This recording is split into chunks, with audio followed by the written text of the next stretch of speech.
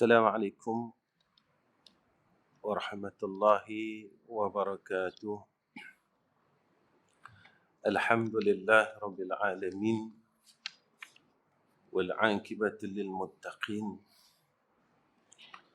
wal hadi ila siratin mustaqim.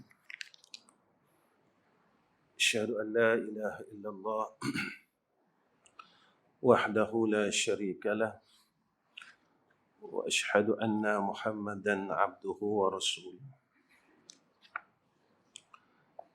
Allahumma salli ala sayyidina Muhammad wa ala alihi wa sahbihi wa sallim. Allahumma arzuqna fahman nabiyyin wa hifzal mursalin wa ilhamal malaikatil muqarrabin. Amma ba'd. Yang saya kasihi seluruh barisan jawatan kuasa takbir masjid ini, yang saya hormati dan saya sayangi sekalian hadirin wal hadirat. Mudah-mudahan Allah memberkati kita semua, Allah merahmati kita, dan Allah memelihara kita daripada perkara yang Allah tidak redha.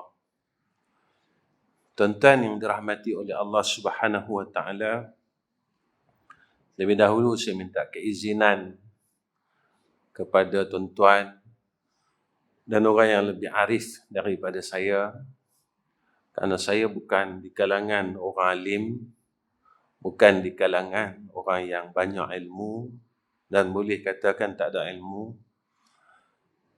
Jadi kedatangan saya pada malam ini sebenarnya bukan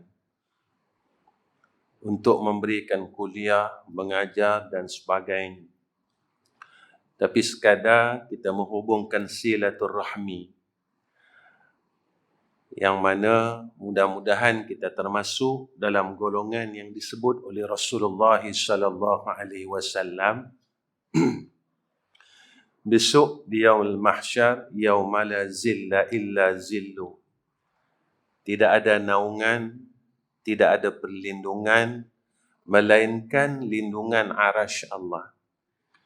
Salah satu golongan yang disebut oleh Rasulullah sallallahu alaihi wasallam, mereka yang bertemu kerana Allah dan mereka yang berpisah kerana Allah. Dalam hadis itu, Sayyidina Rasulina Muhammad sallallahu alaihi wasallam menyatakan golongan pemuda.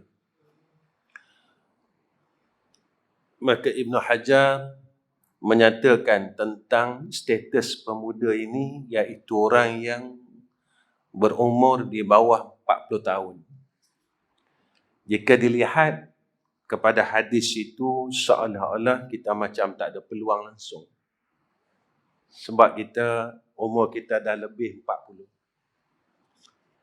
Tetapi kita berharap dengan rahmat Allah, kerana waktu kita umur di bawah 40, Allah tak pilih kita. Dan kita tidak ada di tempat-tempat ini dengan kesibukan, keduniaan yang kita cari, yang kita ligan daripada mula akil balik. Allah sibukkan kita, istighalkan kita dengan perkara itu. Tetapi kita bersyukur dengan Allah dan berterima kasih, kerana di saat umur kita melebihi 40 tahun, ataupun yang disebut oleh Ibn Hajar, iaitu umur yang digelar sebagai syekh, orang tua,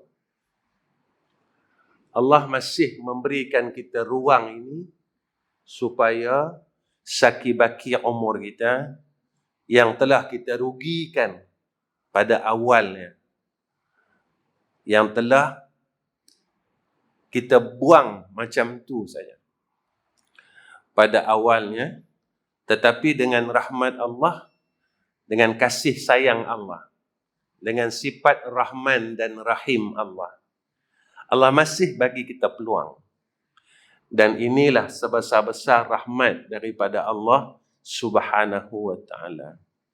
Kita amat berharap mudah-mudahan golongan yang disebut oleh Rasulullah yauma la zilla illa zilluh itu kita termasuk dalam salah satu daripadanya, insya-Allah. Tuan-tuan yang dirahmati Allah, pada malam ini tuan-tuan saya nak bawa diri saya, anak-anak saya yang sama-sama dengan saya pada malam ni, isteri saya, khususnya, dan juga tuan-tuan yang hadir, berkenaan dengan satu kisah yang diceritakan oleh Hasan Al-Basri. Hasan Al-Basri menyatakan kepada kita, suatu hari dia berjalan di kota Basrah, la Baghdad. Ada seorang pemuda, dia bertemu dengan seorang tabib, la doktor lah. Dia jumpa dengan tabib ini, dan dia bertanya kepada tabib ini, wahai tabib, dia kata, apakah engkau mempunyai ubat yang boleh membasuh dosa dan mengubat penyakit-penyakit hati? Tuan-tuan, penyakit hati ni orang takkan ambil tahu. Dan orang takkan simpati dengan kita. Jika kita ada sifat riak, tak ada siapa yang simpati dengan kita. Dan tak ada siapa yang cadangkan ubat dekat kita. Tapi kalau kita sakit kencing manis, orang akan bagi takziah. Dan orang akan cadangkan yang ni ubat dia, yang ni ubat dia, yang ni doktor yang terbaik. Tetapi penyakit hati yang duduk bergelumang di dalam jiwa kita, tidak ada siapa pun yang kasihan kat kita, yang memberikan cadangan apa-apa dekat kita, yang memberikan obat dan yang memberikan cadangan doktor yang terbaik untuk mengubati hati kita yang penuh dengan penyakit. Sebab itu, ulama menyatakan manusia ini dia sibuk meninggalkan sesuatu perkara yang diharamkan oleh Allah, tetapi dalam masa yang sama dia melakukan perkara yang diharamkan oleh Allah. Dia tak tinggal semayang, tuan-tuan, sebab dia tahu semayang tu haram. Meninggalkan semayang tu haram. Melakukan semayang tu wajib.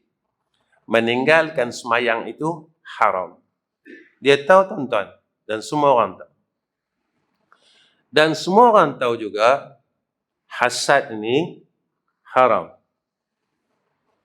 Dalam masa yang sama dia semayang, tapi dalam masa yang sama dia hasad. Dalam masa yang sama dia semayang, dalam masa yang sama dia memutuskan silaturahmi. Dalam masa yang sama dia semayang, dalam masa yang sama kita berburuk sangka di antara kita. Dalam masa yang sama kita berpuasa, tetapi dalam masa yang sama kita tak boleh tahan nafsu kita dalam perkara yang dilarang oleh Allah. Jadi wajib kita buat, haram pun kita buat. Ada perkara yang hati kita sendiri tak nampak. Sama juga, tuan-tuan, orang nampak dosa semayang. Kalau tinggal semayang, dosa besar.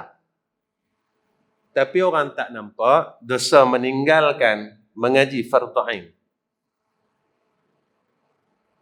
Nabi sebut dalam hadis, menuntut ilmu itu fardu atas tiap-tiap orang yang Islam, laki-laki dan Islam perempuan.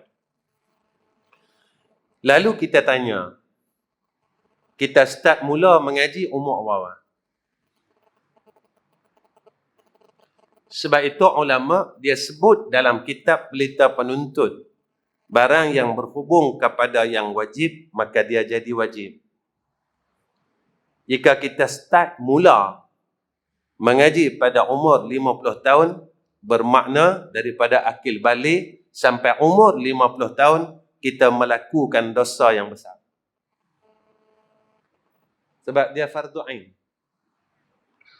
Kalau kita start mula umur 40 tahun baru kita nak mengaji, maknanya kita dah meninggalkan dosa mengaji ni sama macam kita telah meninggalkan salat. Orang tak nampak dosa tinggal mengaji ni, tuan-tuan. Orang tak nampak dosa meninggalkan belajar ilmu tauhid. Orang tak nampak dosa meninggalkan belajar ilmu fiqh. Orang tak nampak dosa meninggalkan belajar ilmu tasawuf. Sebab apa? Sebab apabila hati kita mula ada penyakit pada waktu itu. Kerana ia perkara yang fardu ain, dia tak serupa dengan salat berjamaah. Salat berjamaah fardu kifayah. Di dalam satu qaryah, jika sekurang-kurangnya ada 2 orang, kata ulama, selesai fardu kifayah. Dalam satu waktu, jika tidak ada di dalam qaryah itu tertegaknya salat berjamaah, maka satu qaryah akan masuk neraka Allah. Maka orang ingat, perkara ni ringan. Itu salat, tuan-tuan. Belum fardu-fardu kifayah yang lain. Dalam satu qaryah, kena ada wajib menyelesaikan fardu kifayah yang lain-lain. Fardu kifayah ilmu, fardu kifayah dalam muamalah, dan banyak fardu kifayah yang lain yang masih banyak lagi belum tertegak di dalam qaryah tersebut. Kita ambil berat tentang sembahyang jamaah, tetapi bagaimana tentang fardu kifayah tentang ilmu? Jika tidak selesai fardu kifayah dalam satu qaryah itu tentang ilmu, seluruh ahli qaryah itu akan ditarik, akan didakwa oleh Allah Subhanahu wa ta'ala. Yang ni yang orang tak mau fikir. Sebab mereka kata, aku selesai sudah. Tak selesai. Sebab ada tuntutan yang fardu ain dan ada tuntutan yang fardu kifayah. Dan semua orang tahu, tuan-tuan, perkara ni. Tetapi tidak melaksanakan perkara yang mereka tahu. Ketika kita tidak melaksanakan perkara yang kita tahu, ketika itu ilmu yang kita ada menjadi laknat atas kita di yaumul akhirah. Ini yang disebut oleh Rasulullah sallallahu alaihi wasallam, Al-Quran hujjatun alaika hujjatun laka wa alaika. Ilmu ni dia akan jadi penyelamat kita. Dia akan jadi hujjah atas kita. Dia akan jadi pensyafaat atas kita. Ataupun kata Nabi, dia akan jadi laknat atas kita. Dia akan heret kita masuk dalam neraka Allah Subhanahu wa ta'ala. Yang ni yang kita risaukan, tuan-tuan. Kita rasa bahawa kita telah selesai banyak perkara. Rupanya pada Allah Subhanahu wa ta'ala banyak perkara yang tidak kita selesaikan. Lalu tabib ini menyatakan kepada pemuda tersebut, dia kata apa? Khudh minni 'ashrata asya'. Dia kata, ambil kat aku 10 perkara, 10 benda. Saya baca Melayu je lah. Pertama dia kata apa? Tolong ambil kat aku akar daripada pokok fakir dan akar daripada pokok tawadhu'. Kemudian ambil cari satu pokok lagi, pokok tu nama dia pokok, ambil akar dia saja, iaitu akar taubat. Cari 3 benda ni dulu. Fakir, tawadhu', taubat. Kalau kita nak ubat penyakit hati kita, tuan-tuan, fakir ini 2 maksud. Satu, hakikat fakir. Kedua, fakir pada sifat kehambaan. Hakikat fakir memang tak ada langsung kata, tuan-tuan. Kenapa? Nabi SAW bersabda, manusia ini dia akan hampir dengan Allah Subhanahu wa taala 2 keadaan. Satu, ketika dia fakir, dia susah. Kedua, ketika dia sakit. Ketika dia susah, dia akan dekat dengan Allah. Dia akan cari Allah. Dia akan munajat dengan Allah. Dia minta tolong dengan Allah. Tapi bila ketika dia senang, pada ketika itu, dia mula lupa siapa Allah, siapa yang memberikan dia harta selama ni. Hakikat dia mudah, tuan-tuan. Kalau kita rasa apa yang ada pada kita ini adalah milik kita, mana milik kita waktu kita masuk dalam liang lahat. Kalau kita kata kita punya, dan kita terlupa waktu kita mai dulu, sewaktu kita dilahirkan, kita telanjang. Satu reta pun tak ada. Satu ilmu pun tak ada. Sebab itu kata orang tua, wa asal balik asil. Ketika kita hidup ini, Allah kurniakan kepada kita nikmat demi nikmat. Kita mula rasa sombong. Bila kita ada harta, ketika itu kita mula memiskinkan orang lain. Bila kita ada ilmu, pada ketika itu kita mula membodohkan orang lain.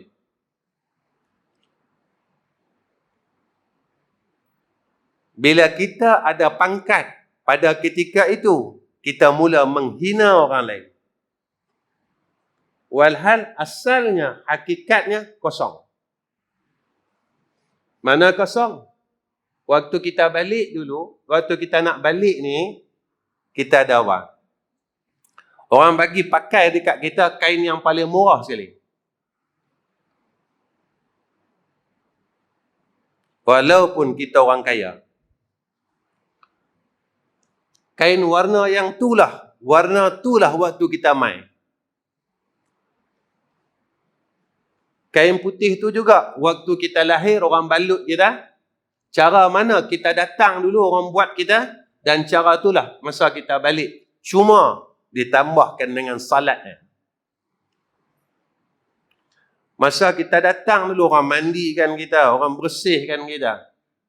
Sebab itu kata ulama, beberapa keadaan manusia dalam hidupnya,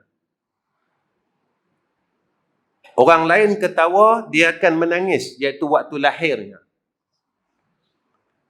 Dan satu keadaan, orang lain semua menangis dan dia juga menangis. Lah ramai orang yang Allah matikan. Orang keliling kita, dia boleh bagi kita air mata ya tuan-tuan. Air mata ni pakai tak dalam liang agak-agak? Anak kita, dia akan bagi kita air mata ya.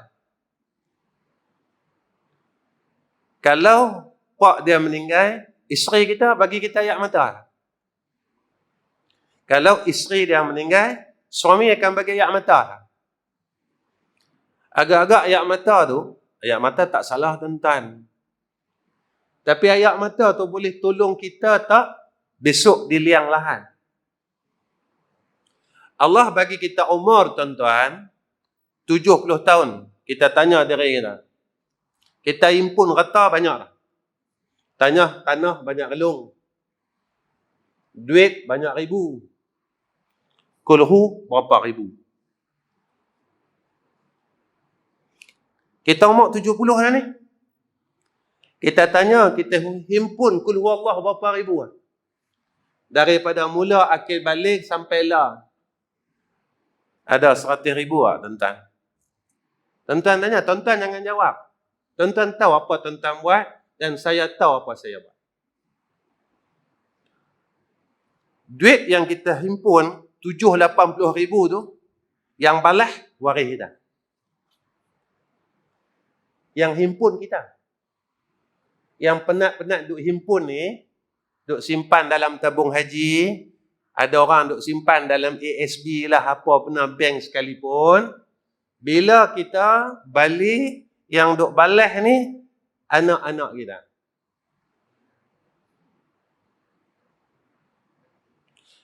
Ada tak kul huwallah kita 70 ribu? Sama macam duit yang kita simpan tu.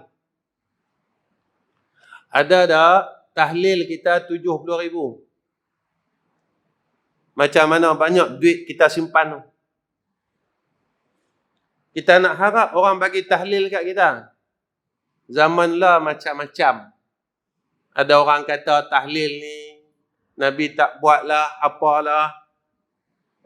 Lalu orang pun tak mau buat. Kita harap daripada orang. Lalu orang kata orang pun tak mau buat. Sebab macam-macam pendapat lah. Zaman lah zaman orang kuih malah. Sebab Nabi nyatakan sedemikian. Besok akhir zaman, umat aku Nabi kata apa? Umur dia pendek dan badan dia lemah. Umur pendek, yakni cepat pi.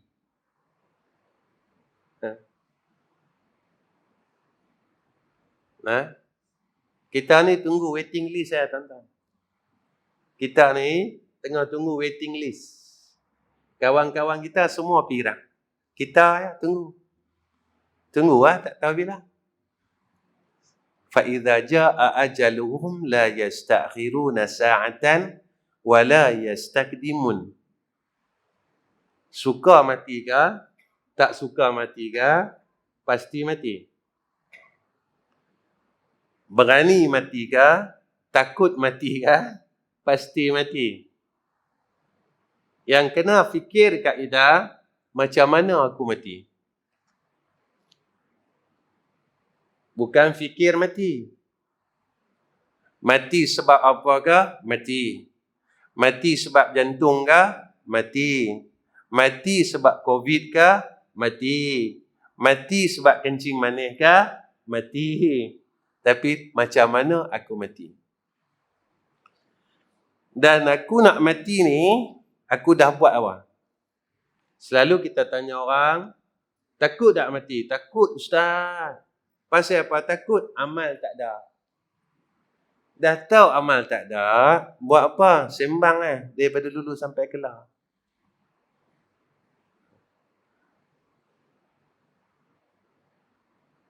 Kita tahu amal tak ada, tapi kita buat apa? Daripada maghrib sampai isyak, kita buat apa? Sembang tu lah. Benda yang tu pun kita duk pusing-pusing. Benda yang tu kita duk pusing. Kita duk cerita hak 10 tahun dulu pun cerita tu juga. Hak minggu lepas pun cerita yang tu juga. Jadi cerita dia pusing tu. Kita kata, kita nak baca Quran, mata saya rabun Ustaz. Suruh semayang sunat, lutut saya tak apa nak bagus. Ya tak? Ada mulut buat apa? Mulut rabun tak? Mulut gout ke? Ada orang gout di mulut tuan-tuan. Gout dekat kaki lah. Saya gout Ustaz. Nak semayang sunat tak boleh. Tu mulut tu buat apa?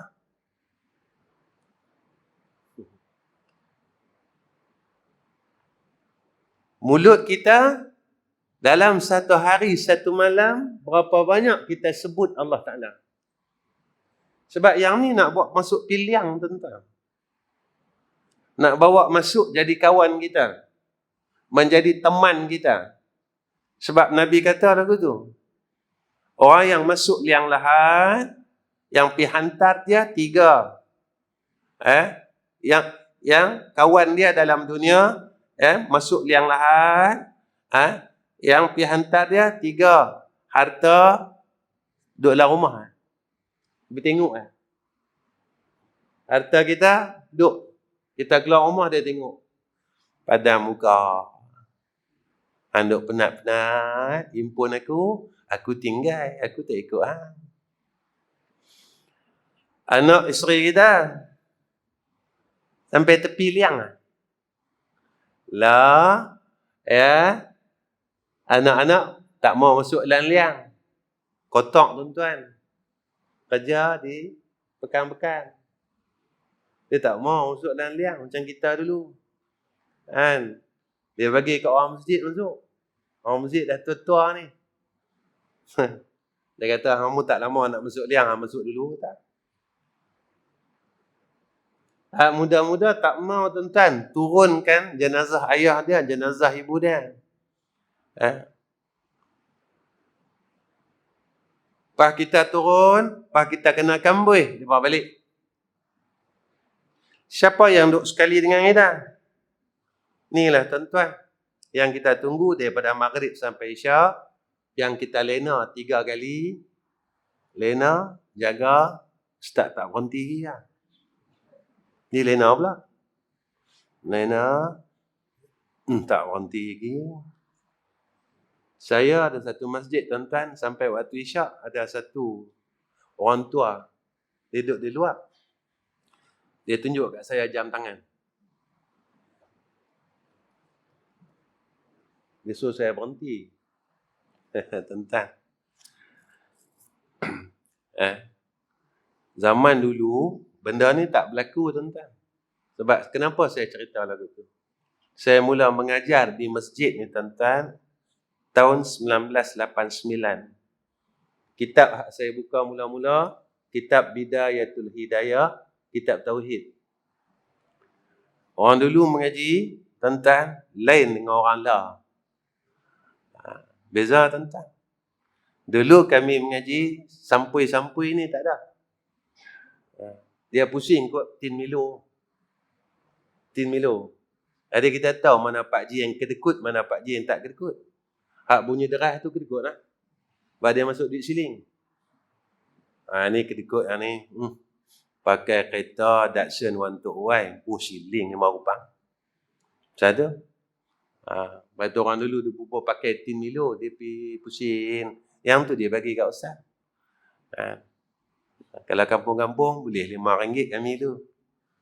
Pusing. Seronok tu mengajak tuan-tuan. Sebab kami dulu mengajak bukan pasal sampui dah. Kerana silaturahmi.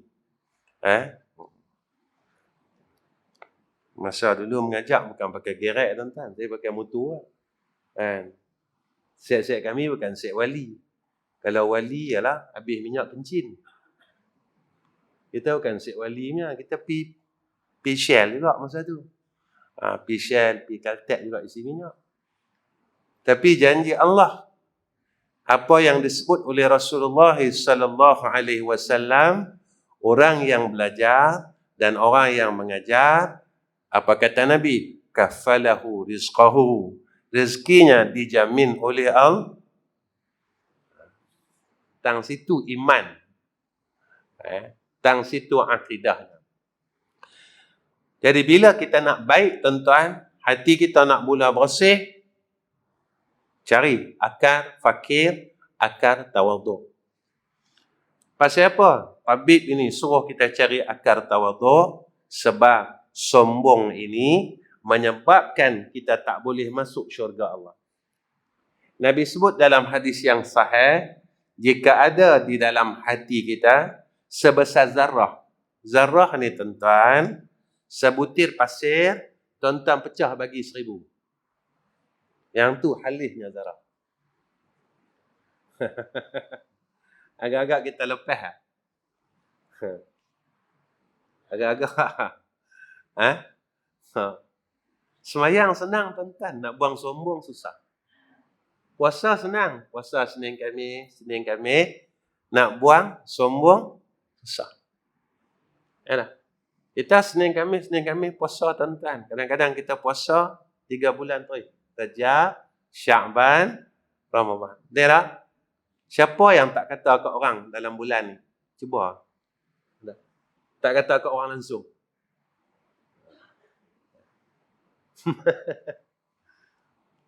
Nabi kata kalau kita kata kat orang, amal salih kita habis. Satu pun tak tinggal. Kita kata kat orang. Kita kata kat orang di belakang dia. Satu pun amal salih kita tak tinggal. Maka amal salih kita seluruhnya kita bagi kepada orang yang kita kata.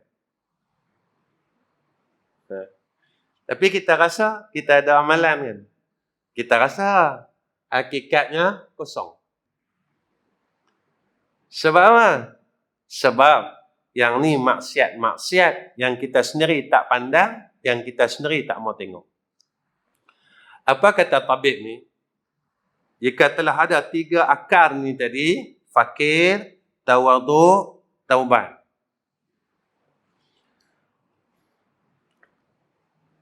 Ambil 3 akar ni, masuk dalam lesung batu. Bukan batu giling tu. Dulu kita kecil-kecil ada batu giling kan. Lah tak pakai ada batu giling, pakai blender. Saya ingat lagi mak mentua saya bila nak buat gulai rempah tu dia giling tu. Pakai batu. Sedap. Teringat tu terliak. Saya lapang lah. Kan?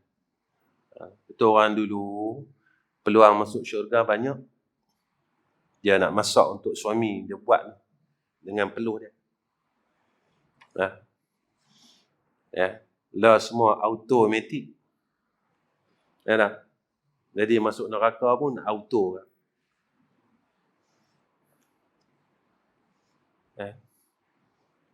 Dulu kita nak buat satu benda, Masya Allah, Allahu Rabbi kan. Nabi kata dah, sampai satu masa besok, umat aku akan diuji dengan satu fitnah kesenangan.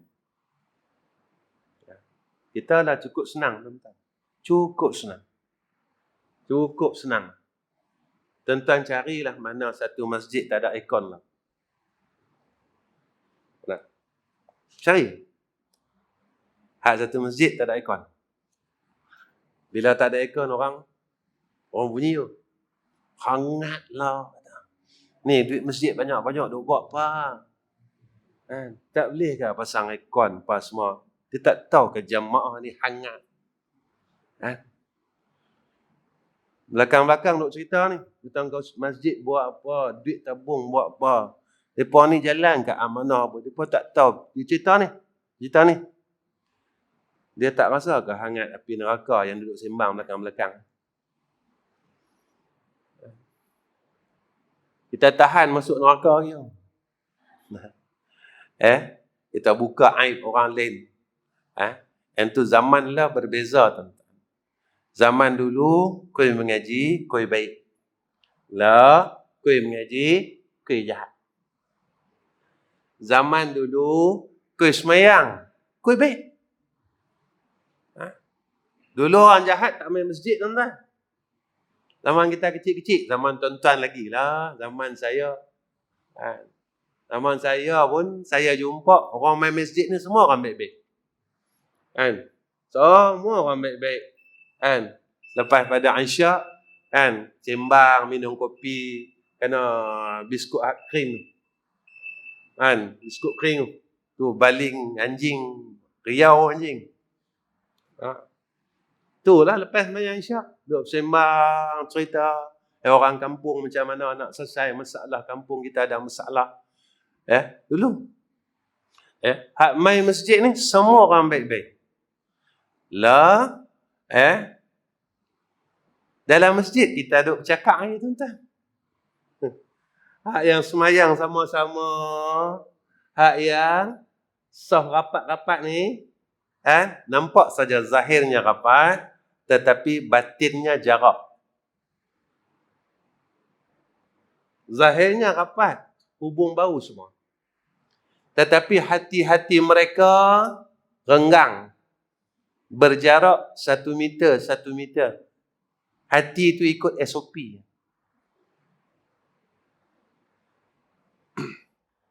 Orang duk Riau, salat renggang. Pasal apa ni? Tak ikut sunnah. Tuan-tuan, satu hati kasih sayang ni sunnah tak?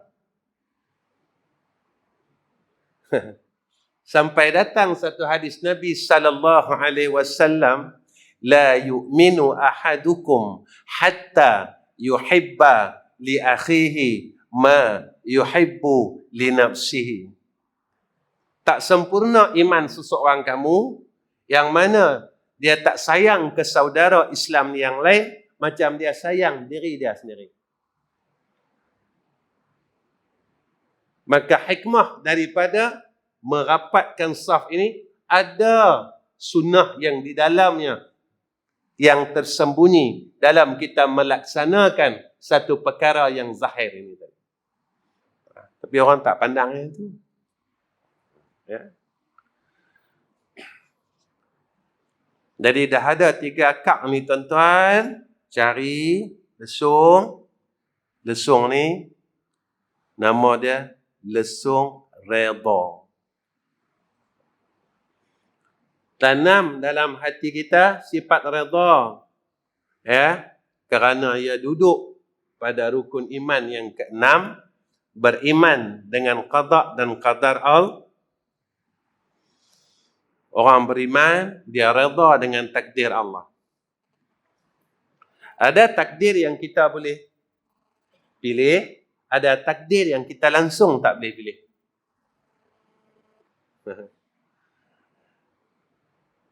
Takdir yang kita tak boleh pilih, Allah telah lahirkan kita daripada bangsa Melayu. Tak boleh pilih tak tuan-tuan dalam perut? Aku nak mak aku orang putih. Boleh tak? Aku tak maulah lahir mak Melayu, pak Melayu.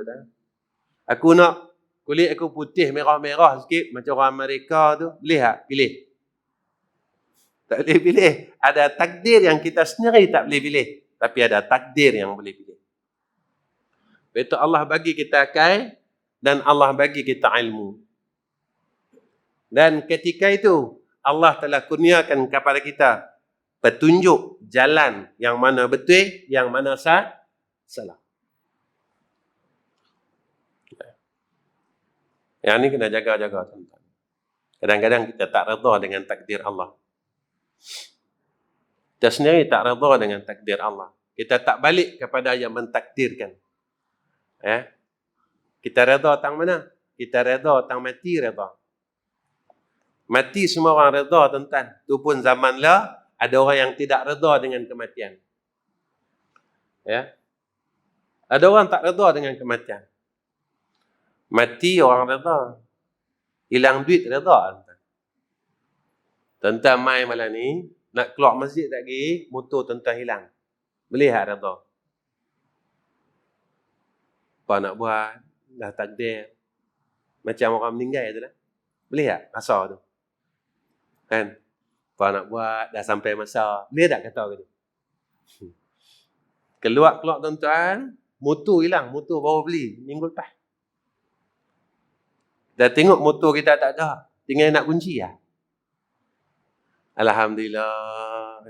Apa nak buat? Inna lillahi wa inna ilaihi raji'un. Dah sampai masa. Boleh tak? Kalau kita hingat dulu. Siapa yang duk ambil motor aku ni? Manalah?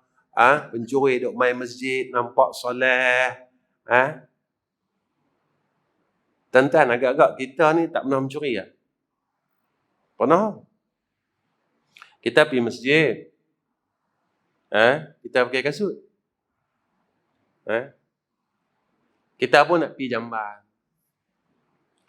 Ketika kita nak pergi jamban, kita pakai kasut orang. Agak-agak dapat pahala ke dapat dosa, tuan-tuan? Apa takrif curi? Curi ni ambil barang orang tanpa izin. Sebab kita orang saleh, kita curi cara orang saleh. Kita pinjam sah, pulang balik. Ini pencuri yang saleh. Tapi dosa curi dah sama. Sama. Tapi kita tak nampak benda tu. Orang tinggal kasut di masjid. Kita pakai kasut ni. Kadang-kadang kita bawa balik. Dan kadang-kadang ada orang dia himpun kasut orang nak tinggal di masjid, dia bagi ke orang sedekah. Dia kata, alang-alang aku masuk neraka, kau ajak ampau semua. Agak-agak tuan-tuan, kasut ni masih ada pemilik tak? Ada. Ketika kasut ni masih ada pemilik, kita minta izin tak untuk kita panjangkan benda tu? Agak-agak dia reda, tuan-tuan. Jika kita pernah buat benda tu, agak-agak besok tuan punya harta ni, dia tuntut tak kita besok di akhirat? Agak-agak kita boleh lepas tak banyak benda? Baik, tuan. Kita sambung sikit lagi, nah? Boleh tak? Dia mengajak orang lama-lama ni tak boleh lama. Takut pi terus. Orang lama ni dia tak boleh lama, duduk lama tak boleh, sakit pinggang. Dia nak terkencing. Semua dah.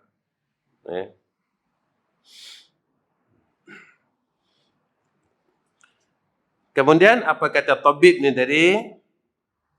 Hang kena ambil anak batu dia. Nama anak batu dia qanaah. Jangan tamak. Zaman orang yang mula tamak dengan keduniaan. Lah tuan-tuan, macam-macam berlaku. Kan? Adik-beradik bergaduh sebab harta pusaka. Kan? Tidak amanah dalam pembahagian harta. Dan Nabi kata, akhir zaman besok, orang dah tak kira di mana sumber rezeki itu. Sama ada halal ataupun haram. Yang ni kena jaga, tuan-tuan. Zaman inilah zaman bahawa orang mula hubbud dunia. Nabi sebut dalam hadis. Besok, akhir zaman, umat aku akan terkena satu penyakit dipanggil penyakit wahan. Wahan ini sayang kat dunia, cinta dekat dunia, takut mati. Dan penyakit itu telah merebak pada hati-hati manusia. Nabi pesan lagi, sebanyak mana kita sayangkan dunia, sebanyak itu sakitnya mati. Lagi kita sayang pada dunia, lagi sakit mati esok, tuan-tuan. Baik.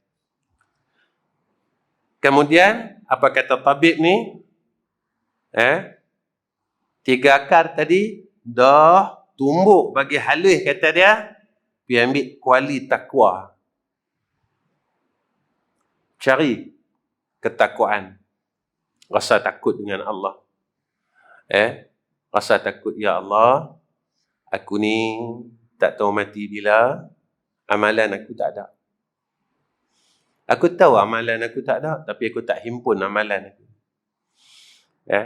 Itu saya kata, tuan-tuan, umur yang Allah bagi kat kita, himpun bagilah.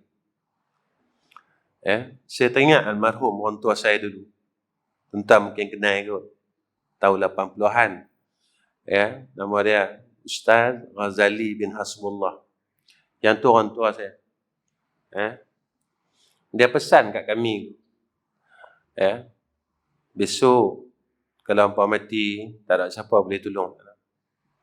Himpun darilah Al-Ikhlas 100,000, dia kata. Tahlil 100,000. Tasbih 100,000. Selawat 100,000. Kalau tak, hampa bukan buat apa pun. Masa itu terbuang macam tu ya. Yang ni bekal kita, dia kata. Bekal kita nak balik jumpa Allah. Apa salah tuan-tuan? Duk saja-saja habiskan amalan kita. Daripada kita sembang hal dunia yang takkan sudah sampai kita mati. Sampai kita mati, kita sembang benda yang sama. Saya ajak tuan-tuan, malam ni, pertemuan kita yang pertama, kita tak tahu kita boleh jumpa lagi atau tak. Sebab umur ni kita tak tahu. Tak saya pi dulu, tuan-tuan pi dulu. Tapi kalau tengok cara, tuan-tuan pi dulu. Kalau tengok daripada cara tuan-tuan, cara tak larat lah. Dan cara hadut tak larat, pi dulu. Takkan saya pi dulu, cara orang larat. Tapi takdir Allah, kita tak tahu. Orang yang larat ni, orang yang kuat ni, boleh pi dulu. Yang ni takdir Allah. Tetapi pada ilmunya, orang tua pi dulu, orang muda kemudian. Yang ni ilmu dia. Tetapi pada takdir, boleh orang muda pi dulu, orang tua kemudian. Jadi pada ketika ini, saya ajak diri saya, tuan-tuan, impunlah. Kalau tak, kita akan rugi. Sebab kita rugi benda yang sama. Impunlah, pakat-pakat impun, tuan-tuan. Pakat-pakat. Habislah. Besok kalau tuan-tuan dah habis benda ni, tuan-tuan akan rasa lega, tuan-tuan. Tuan-tuan macam ada satu harapan yang besar. Tuan-tuan dah habis kulhu 100,000, tuan-tuan macam rasa, mudah-mudahanlah dia jadi syafaat aku. Tuan-tuan dah habis tahlil 100,000, tuan-tuan akan rasa macam, legalah. Tuan-tuan cuba buat, dan apa yang tuan-tuan rasa? Tuan-tuan habiskan selawat 100,000. Apa tuan-tuan rasa selepas tuan-tuan selesaikan benda tu? Tuan-tuan akan rasa lapang. Seronok. Kita pun tak ada buat apa, tuan-tuan. Kita nak semayang sunat, tak larat. Kita bagi alasan macam-macam. Takkan mulut kita nak ucap benda tu tak larat. Itu dia. Baik. Sikit lagi. 8.25 lah. Boleh ya? Boleh lah. Besok saya nak balik dah. Malam ni ke Malam Lah. Malam Lah. Saya di Kedah. Kemudian dia kata apa? Ambil. Dah ada kuali. Ambillah air malu kita. Tuang air malu. Tanamkan perasaan malu kita dengan Allah. Tuan-tuan, malu kita, tuan-tuan. Kita mengumpat, kita buat salah. Allah masih bagi kita makan ni. Kita buat salah, kita tak bangun malam 10 tahun. Allah sihatkan kita ni. Kita tak zikir, kita tak apa. Allah masih lagi bagi kita nikmat dengan nikmat. Nikmat itu nikmat ini. Macam-macam nikmat lah, tuan-tuan.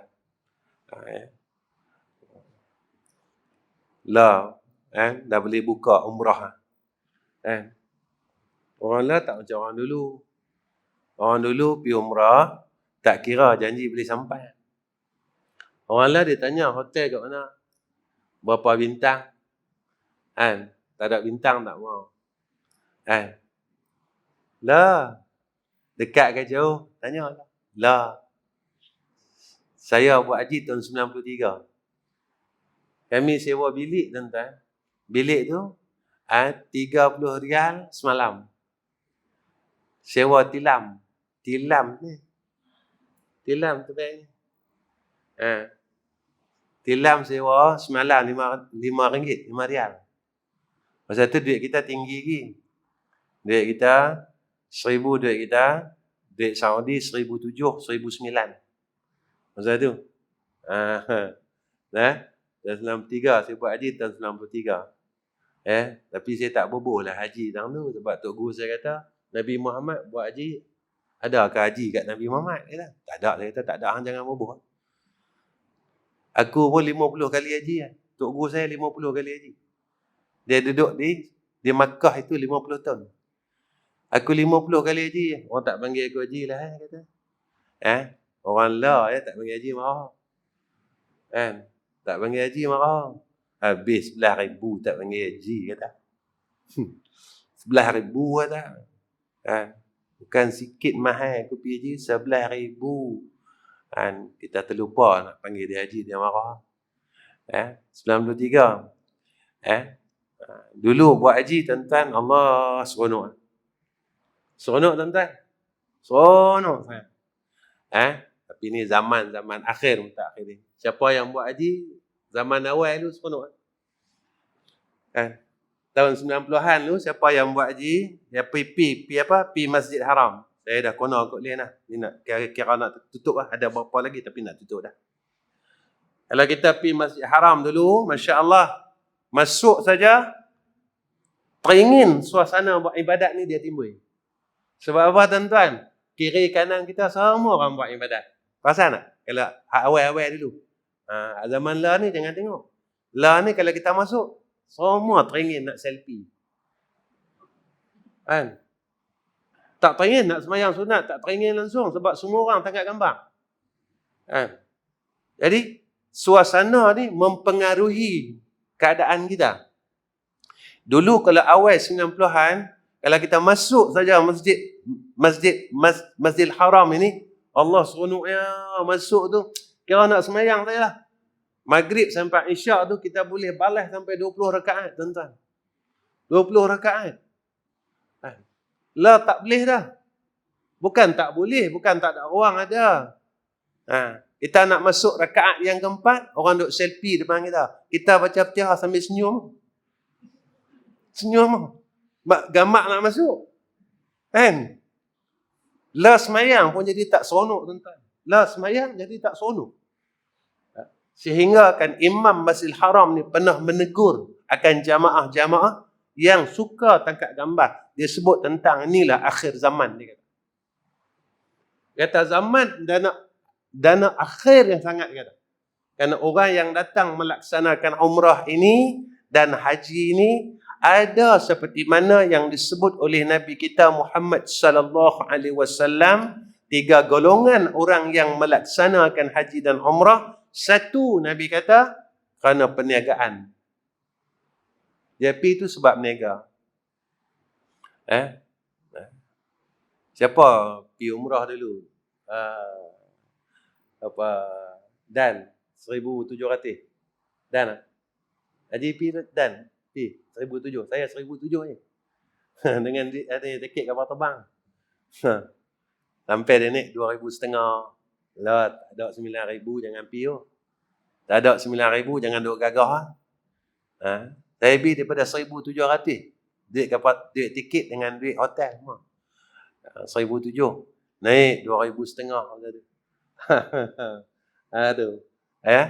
Yang kedua, apa kata Nabi sallallahu alaihi wasallam, yang pi tu Nabi kata pelancong Nabi. Cara depa cara melancong. Baitullah banyak pi ziarah lagi. Pi sana, pi sini, pi sana, pi sini. Kan? Orang nak melancong. Dan banyak tangkap gambar ni. Dia tuan-tuan tengok, tawaf lah buat live pun. Tawaf buat live.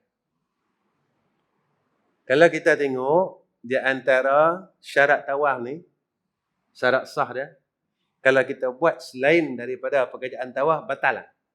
Orang duk mengaji lah. Agak-agak ni, buat live ni, dia masuk tak pekerjaan tawaf?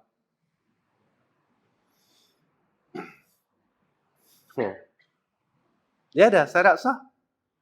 Syarat dia sah tawaf ni, dia tak boleh buat perkara yang selain daripada tawaf. Sebab tawaf ni, at-tawaf fahuwas salah.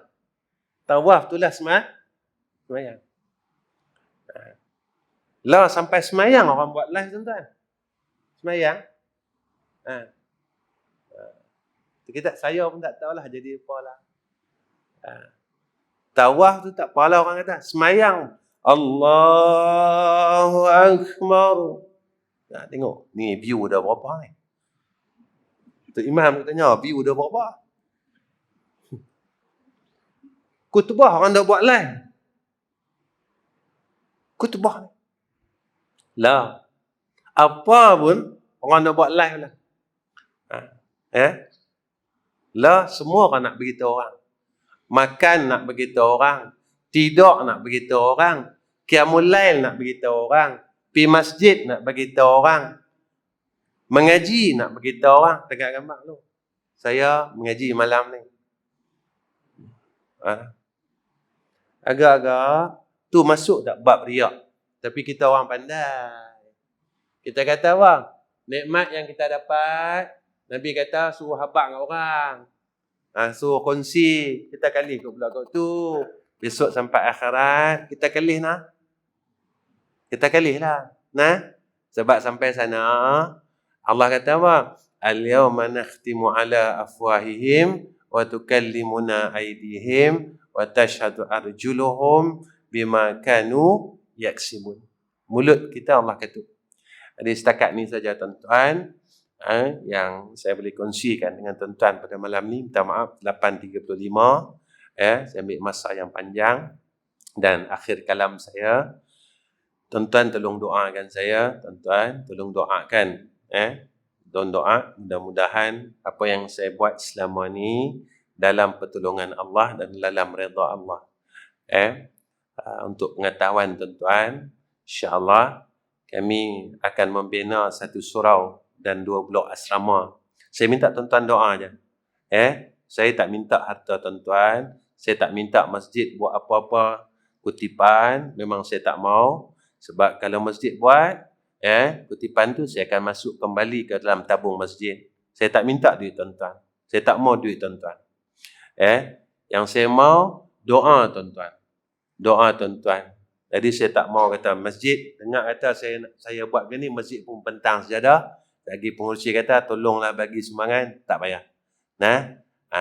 Tak payah buat lagu tu. Sebab zaman orang cinta dunia.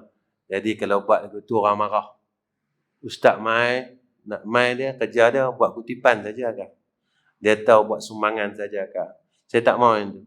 Saya tak mau duit tuan-tuan. Tuan-tuan simpan, buat masuk liang sama-sama. Kasar dah. Dalam pada dia tak mau tu, dia bagi juga. Buah leh lah.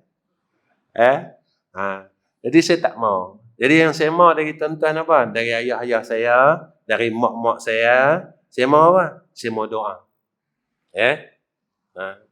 Saya akan buka satu lagi madrasah, satu sekolah di Pantai Timur. Dan insya-Allah dalam bulan ni kita akan mula tegakkan surau seluas 100 kali 80 kaki dan 2 blok asrama. Dan saya sebenarnya tuan-tuan telah ada 2 madrasah yang kita bina tahun depan.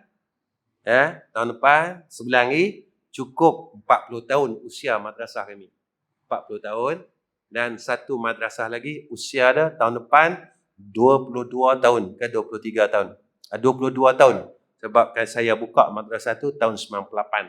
Saya minta doa tuan-tuan, kenapa? Sebab saya buka madrasah tu tak macam orang lain. Saya tak minta yuran setiap bulan dengan pelajar saya. Nak bagi-bagi, tak bagi tak apa. Jadi saya tak minta semua. Bukan asnaf saja ke, fakir ke, orang kaya pun saya tak minta. Pak dia pakai Honda pun, saya tak main minta. Abang nak, Ustaz berapa yuran Ustaz? Tak apa. Abang nak bagi-bagi, tak bagi pun tak apa. Saya tak minta. Sebab bukan itu cara saya nak buat madrasah. Saya bukan buat madrasah yang tu niat saya. Saya buat madrasah sebab saya nak bantu orang lain. Pelajar Ustaz tak ramai ke? Tak ramai tuan-tuan. Takatlah kemasukan hak baru, insya-Allah lebih kurang 250 orang. Tak ramai budak-budak. Sekolah lain 2,500, saya tak ramai, takat 250, dan dia pergi 300, yang tu lah. Kadang-kadang 150. Tuan-tuan tolong doa ya. Mudah-mudahan asbab apa yang saya buat ni, saya boleh masuk syurga Allah dan menjadi amal soleh dia. Alhamdulillah, alhamdulillah madrasah kami, guru dia semuanya, tukang masaknya, wardennya daripada bekas pelajar saya. Yang mana mereka bersama-sama dengan saya, ada yang hampir 20 tahun tak mau balik, nak duduk sama-sama dengan saya kahwinkan, mereka dah ada anak, saya jaga mereka macam anak saya sendiri. Jadi tuan-tuan tolong doa, sebab madrasah kami tak pakai guru luar. Sebab saya pernah jadi dalam hidup saya, pada seawal saya buka madrasah, saya panggil guru luar tuan-tuan. Ni keluhan hati seorang yang membuka madrasah. Kita panggil guru luar tuan-tuan. Panggil, sekolah lain tawarkan lebih sikit ya, lebih 200 ya tuan-tuan. Lari malam. Tahu esok tak ada.